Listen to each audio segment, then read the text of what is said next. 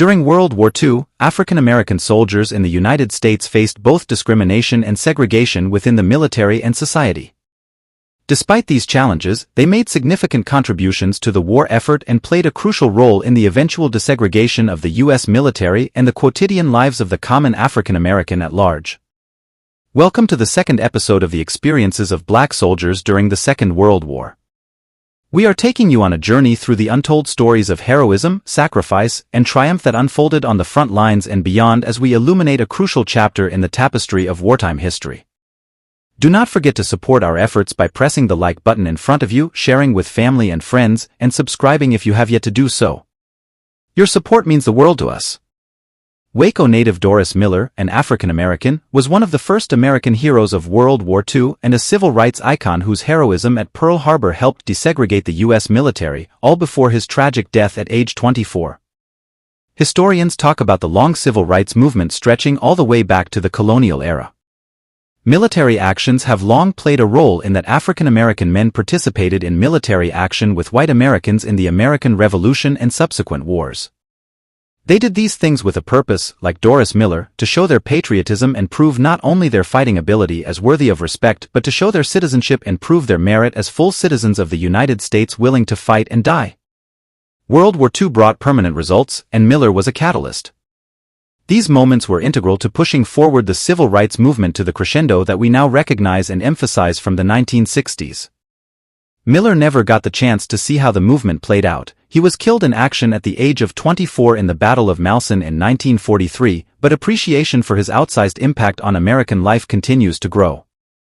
When Dr. T. Michael Parrish, the Lenan G. Bowers Professor of American History at Baylor, began researching Miller's story, he knew he was going to be telling the story of an American hero.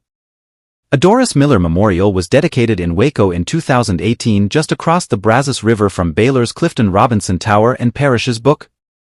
Doris Miller's Pearl Harbor and the Birth of the Civil Rights Movement is the first scholarly biography to study his achievements. In 2021, the U.S. Navy announced that a supercarrier would be named for Miller, the first supercarrier named for an enlisted sailor or for a Black American. Doris Miller's heroic actions at Pearl Harbor and his quiet but persuasive voice as an advocate for positive change constituted a vital contribution toward the full and equal acceptance of Black men and women in the U.S. Navy and the nation that it serves while surrounded by prevalent segregation and the hostility that follows. African American soldiers regularly reported their mistreatment to the Black press and to the NAACP, the National Association for the Advancement of Colored People, pleading for the right to fight on the front lines alongside white soldiers. The Black press was quite successful in terms of advocating for Black soldiers in World War II. Matthew Delmont, a history professor at Dartmouth College and author of Black Quotidian Everyday History in African American Newspapers, points out the hypocrisy of fighting a war that was theoretically about democracy while at the same time having a racially segregated army. In 1942, the Pittsburgh Courier, a Black newspaper, wrote a letter to the editor by James G. Thompson, a 26-year-old Black soldier, in which he wrote, among other touching remarks, "Should I sacrifice my life to live half American?" The slogan, which stood for a victory for democracy overseas and a victory against racism in America, was touted by Black journalists and activists to rally support for equality for African Americans. The campaign highlighted the contributions the soldiers made in the war effort and exposed the discrimination that Black soldiers endured while fighting for liberties that African Americans themselves didn't have without these crucial roles that Black soldiers were playing in the American military. Wouldn't have been the same fighting force, says Delmont. That was a perspective you didn't see much of in the white press to further prove what this means.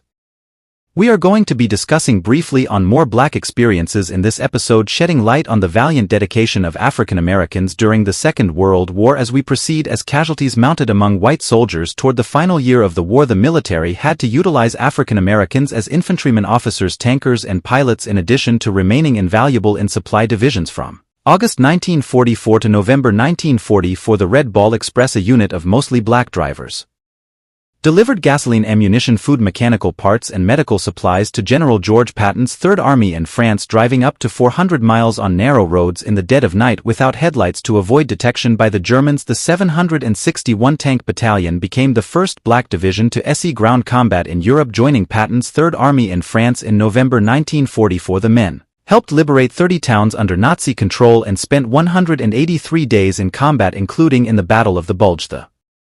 The Tuskegee Airmen, the all-black fighter pilot group trained at Tuskegee Institute in Alabama, escorted bombers over Italy and Sicily, flying 1,600 combat missions and destroying 237 German aircraft on ground and 37 in air. In our previous episode, we quite discussed the great exploits of the Tuskegee Airmen in the Second World War. This time let us look at some other intense occasion where African American soldiers defied profoundly the biases held against them. In particular, we shall be discussing the heroic exploits of the 761st Tank Battalion. The 761st Tank Battalion. This pretty much happened like it happens in swashbuckling movies, only this time the bloodiness was not graphics but a crying, thought-provoking, sickening reality. It was a live war, one that people dutifully embraced to live for something. The story of the 761st Tank Battalion could only be deserving of a grander entrance long before the superhero Black Panther made his debut on the silver screen in the year 2014 alongside the first Avenger. There was once upon a time the very original Black Panthers who were unleashed in the European theater of World War II some time ago in 1940 for the African American 761st Tank Battalion, better known as the Black Panthers, arrived in Normandy, France in October 1944 and entered combat shortly after their landing. They would endure a record of 183 straight days in combat and would eventually liberate 30 towns on their crusade into Germany before they became the first African-American tankers in the U.S. Army to seek combat, though their quest had begun back home in the Deep South, where some of their first battles were with white comrades and civilians who were reluctant to accept them as equals. The 761st Commanding Officer, Lieutenant Colonel Paul L. Bates, was well aware of the prevalent racist attitudes towards black soldiers, and so he pushed the battalion to achieve excellence. The 761st was formed in the spring of March 15, 1942, in Louisiana, and activated on April 1, 1942, at Camp Claiborne. According to Army historical records, the battalion was comprised of 30 black officers, 6 white officers, and 676 enlisted men. One of those 36 officers was baseball star Jackie Robinson, who never saw the European theater due to his refusal to give up his seat on a military bus and subsequent court battle. The battalion was eventually moved to Camp Hood, Texas, where they would train for over 2 years. The men trained in M4 Sherman medium tanks and the M5 Stuart light tank, although their extended training was more so the result of Army commanders not willing to give African Americans the chance to prove their war worth in combat. The extra training would prove invaluable when they engaged German armor in combat. Once on the battlefields of Europe, the 76st set out to prove they were just as good if not better than their white comrades. Upon arriving in Normandy, France in late 1944, the 761st was assigned to General George S. Patton's Third Army. Patton was well known for his colorful personality, and upon meeting the troops, they would wind up welcoming the 761st into his Third Army, motivating them with a rousing speech right before they set out to engage German forces. Thus, he said, "Men, you are the first Negro tankers to ever fight in the American Army. I would never have asked for you if you weren't good. I have nothing but the best in my army. I don't care what color you are as long as you go up there and kill those proud sons of __. Everyone has their eyes on you and is expecting great things from you. Don't let them down, and damn, don't let me down." Those gruff yet encouraging words from 3rd Army Commander Lieutenant General George Patton in October 1944 to an all-black tank battalion helped spur them toward their role in the defeat of Nazi Germany in the Second World War. The 761st Tank. The battalion was one of the most effective tank units to participate in hostilities during World War II. Author and former NBA legend Kareem Abdul-Jabbar has this to say about them: "Their entry into the European theater was marked by one crucial success after another. Certainly, they were General Patton's most effective unit. Because they were a replacement unit, they were shifted around to different areas quite often in every instance. Their presence meant that competent tank support had arrived at the command of the 17th Airborne. General John Miley felt that he was able to send many more of his soldiers home alive as a direct result of the effective support of the 761st Battalion. Abdul-Jabbar was inspired to learn about the 761st after watching a documentary in 1992 about a World War II black tank unit. He also became interested in the struggle of black veterans to gain the recognition they deserved. Al-Alor was trained as an artilleryman at Fort Bragg, NC, but served his country on the state side. The state side. The general belief at the time was that African Americans would not be effective in combat arms units and held mostly support roles. However, Major General J. Leslie McNair, chief of the Army's ground forces, felt that black fighting men would be just as valuable as white fighting men in defeating the Axis powers, so he pushed to have them serve in combat units. The army documented that the battalion entered France with greater confidence than most Negro units could muster upon entry into a theater of operations, confident in its abilities. The 761 joined the 26th Division of the Corps of the 3rd Army Division. Commander Major General Willard S. Paul had welcomed the battalion on the 31st of October, the aforementioned year of their landing. "I am damn glad to have you with us," he said briskly. "We have been expecting you for a long time, and I am sure you are going to give a good account of yourselves. I've got a big hill up there that I want you to take, and I believe that you are going to do a great job of it." After another successful battle, word spread about the 761st, and just 2 days later, Patton visited the battalion and further challenged the 70,061 soldiers with his short speech. Abdul Jabbar, who authored the book Brothers in Arms, sheds light on the unit's history, personal stories, and accomplishments as they lumbered towards the French town of Morve. Their dark tanks stood out like sore thumbs against the background of freshly fallen snow for the waiting battle-hardened Germans.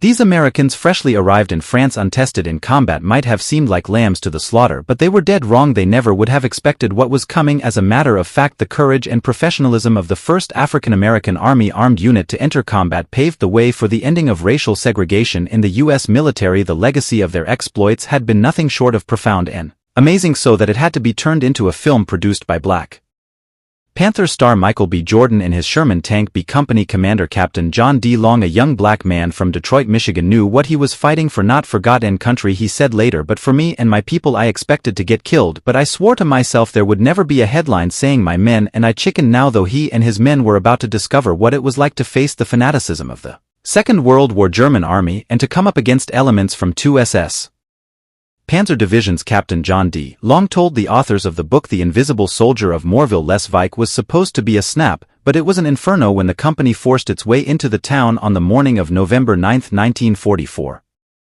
It met a hail of machine gun and anti-tank fire coming from the windows and cellars of the houses from all directions at a crucial intersection. The tank, commanded by Sergeant Roy King, took a direct hit from a painter. King was shot dead as he exited the blazing tank, and 2 other crew members were wounded. The situation was now desperate without the tank, and 2 other crew members were wounded. The situation was now desperate without the tank, and 2 other crew members were wounded. The situation was now desperate without the tank's firepower. The supporting infantry were being pinned down and picked off by the Germans. Some 15 American soldiers were now lying dead or wounded in the street, but the 2 tank crew members who had escaped uninjured were like their company commander, in no mood to chicken out.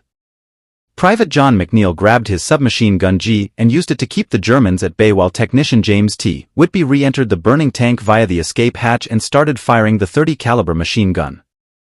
McNeil kept firing from under the Sherman. The tank was hit 2 more times. McNeil and Whitby stayed where they were. They kept firing for 3 hours, taking out enemy machine gun nests and a Panzer foe team that was trying to fire from an upstairs window, and so the advance continued. And when after another day's vicious fighting the battle was over, a captured German remembered the men who had kept firing from the burning tank. "Such bravery," he said, "I have seen but once before, and that was on the Russian front." 1 officer and 9 enlisted men of the Black Panthers lay dead. Another 20 men of the 7006 First were wounded. "We got our lumps," recalled Long, "but we took that town before becoming one of the first 2 black first lieutenants in the U.S. Tank Corps." Long had been a cook at Fort Knox, Kentucky, because the pre-war U.S. Army thought the Negro was only good for menial labor. Now Long was on his way to earning the nickname the Black Patton, and the men of the 76 First were proving that in modern mechanized warfare the Negro was every bit the equal of the white man. However, their achievements did not stop at Morville-les-Vicq. By the end of the war in Europe, the Black Panthers had fought their way further east than nearly every other American unit. They fought in France and Belgium and were one of the first American battalions to meet the Russian army in Austria. They had played a key role in the Battle of the Bulge and in the crossing of the Rhine. They had inflicted more than 130,000 casualties on the enemy, received 391 decorations for heroism, and liberated Goonskin, a subcamp of Mount Hausen concentration camp. And yet when Staff Sergeant Johnny Stevens got his honorable discharge from the Army and tried to board the bus from Fort Benning, Georgia on his way home to New Jersey, the driver refused to let him on and called him boy. As he did so, Stevens was at least lucky that he was waiting to board the bus with members of the 26th Infantry Division, which had provided the foot soldiers in the battle for Morville-les-Vicq. An enraged white sergeant swiftly lured Stevens was on the bus and riding up front, but the disappointment must have been crushing. This wasn't the first incident involving a white bus driver and a Black Panther in July 1944. Jackie Robinson, later to become the first black man to play Major League Baseball, had been a popular first lieutenant, but while on leave from training at Camp Hood, Texas, he refused to move to the back of a bus when told to do so by a white civilian driver. After the military police were called, Robinson ended up facing court-martial charges that included public drunkenness, even though he didn't drink.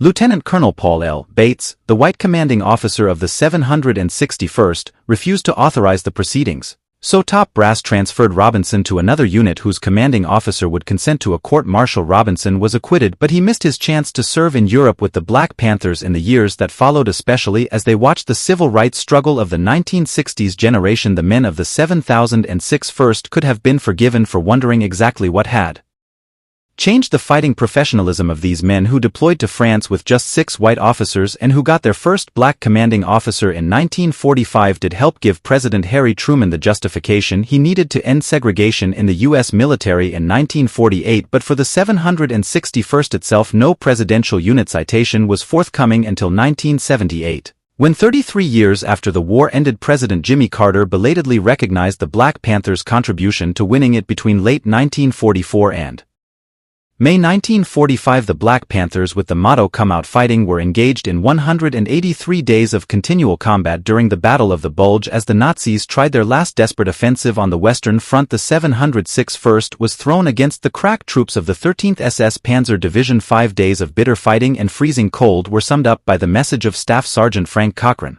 who radioed from inside a tank facing withering German fire. "They've hit me 3 times, said Cochran, but I'm still giving them hell." On the 9th of January 1945, it was the SS who retreated from the Black Panther, abandoning the road that had been the main supply route for the German forces and besieging the 101st Airborne Division at Bonia in March 1945. They played a key role in punching a hole in the SE Fried Line and getting the Allies across the Rhine, operating well beyond the range of friendly artillery support. They attacked the enemy where his defenses were strongest, facing elements of 14 German divisions and inflicting 4,100 casualties. Carter's presidential citations were truly magnificent, as the successful crossing of the Rhine into Germany was totally dependent upon the accomplishment of their mission. 2 months later, the Black Panthers liberated the skeletal inmates of Guerin and watched them throw themselves on the raw meat of a horse that had just been killed by shellfire. After that long-recalled Jerry was no longer an impersonal foe by the time they linked up with the Soviet troops of the 1st Ukrainian Army on the banks of the N River in St. Austria. They had fought through 6 European countries, displaying, in the words of the presidential citation, indomitable fighting spirit and devotion to duty. But it wasn't just the presidential citation that was late in coming for some individual soldiers of the 70061. Proper recognition had to wait until the Clinton presidency, not the Carter era. That was more than 50 years after Staff Sergeant Reuben Rivers performed his heroics in France as a company. On November 16, 1944, Rivers's tank was hit by a mine shrapnel that had cut his leg from knee to thigh, and as deep as the bone. Captain David J. Williams, his company commander, told him, "Reuben, you've got 1,000,000 dull wounds. You're going home." Captain Rivers replied, "You're going to need me." Williams would later recall giving his sergeant a direct order to return to the rear, pushing away the morphine needle and refusing the stretcher. Rivers told his commanding officer, "This is the one order, the only order I'll ever disobey," who had already won the battalion's first Silver Star in the advance towards DS Morville. Levi got into another tank and carried on. By November 19, the wound had become infected, and he was in great pain again. He refused to leave the field as a company advanced on the town of Balro. Rivers's tank was towards the front when suddenly they came under murderous fire from a group of German Jag Tigers hunting tank destroyers. 2 American tanks were knocked out almost instantly. Panthers pulled back as ordered. Williams Rivers radioed his reply, "I see him, we'll fight him." Alongside the tank commanded by Sergeant Walter James Rivers charged towards the enemy, all guns blazing for a few minutes, wrote the military historian Charles W. Sasser. The American Shermans held their own, outnumbered and outgunned. They seemed to exist in a charred atmosphere as brilliant tracers of green bounced off their thick hides. Then a high-explosive shell caught Rivers' tank and cracked it like an egg. A second shell finished the job 11 months after he had joined the Army, ignoring neighbors in Ola, Oklahoma, who told him that it was a white man's war. Rivers was dead at the age of 26, but the charge that had killed him and wounded his crew had allowed the rest of the company to escape the tank destroyers. Captain Williams immediately recommended Rivers for America's highest military award, the Medal of Honor, but Rivers was overlooked, as were others. In fact, during the Second World War, no African-American soldier received the Medal of Honor. Only in 1993 did the U.S. Army accept that there had been a racial disparity in the way Medal of Honor recipients were selected. Finally, on January 13, 1997, President Bill Clinton presented the Medal of Honor to one surviving veteran and to the families of 6 men who had passed away. Grace Woodfork, one of Rivers's sisters, received the medal on her late brother's behalf. The elderly Captain Williams was with her. By then, Grace was no longer just a soldier's sister. She had grown up to become a community activist and the mother of George Livingston, the first black mayor of Richmond, California. George was 10 when he heard Uncle Reuben had died. "I cried for days," he said in 1995. There are those living the good life now because of them giving their lives during the war. The 70061 participated in 4 major campaigns through 6 countries, all the while earning several battlefield commendations and honors from the time they entered combat until the end of the war in Europe. The men of the 76 first received 7 Silver Stars, 246 Purple Hearts and 4 Congressional Medal of Honor. By the end of April 1945, the 7061 would be one of the first U.S. battalions to meet up with Soviet forces on April 26, 1945. The 761st Rendezvous with the Red Army in Stur, Austria. The convergence of the Russian and U.S. armies split the final remnants of the German army in two, hastening an end to World War II in Europe. In conclusion, the narratives of black soldiers during World War II stand as both a testament to their unwavering courage on the front lines and a poignant reminder of the persistent struggles they faced on the home front in the crucible of the WWII. The valor and sacrifice of black soldiers illuminated the path towards a more inclusive and just future. Their experiences, often marred by discrimination, they stand as a testament to resilience, courage, and the unwavering pursuit of freedom. May we honor their legacy by acknowledging the profound impact they had on shaping not only the outcome of the war but also the ongoing struggle for equality and justice. This brings us to the end of this video segment. Stay put for more on the experiences of African American soldiers during the World War. Kindly share your thoughts in the comments section if you learned a thing or two. Don't forget to also like the video, share it with family and friends, and subscribe if you are yet to keep the channel growing. We appreciate your support.